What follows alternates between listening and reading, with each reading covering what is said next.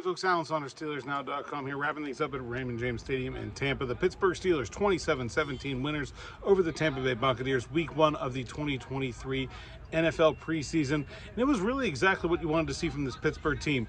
Not a big amount of workload for the starters, but what they did was extremely impressive, especially on offense, where Kenny Pickett drove the team right down the field, an 83-yard touchdown drive capped off by a 33-yard pass to George Pickens. The Steelers got everything they were looking for out of that first team offense, right? They got George Pickens expanding his route tree. They worked the middle of the field.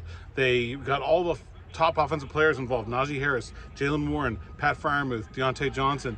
They got an explosive play touchdown, 33-yard touchdown to Pickens. We've talked all offseason about how the Steelers want to be more explosive.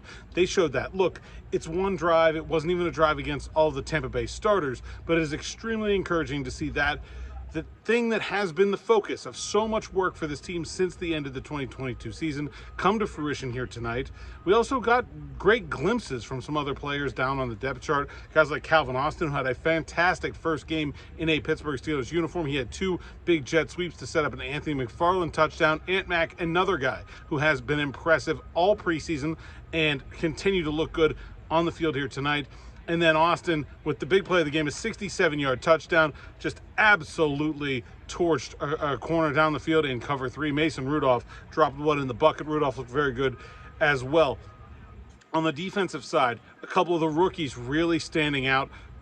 Nick Herbig and Keanu Benton both were outstanding in this game. Benton had a number of blown-up run plays and 1 big tackle for a loss on 4th down. And Nick Herbig, after not playing in the first half, got 2 sacks early in the second half, making an impact there as well.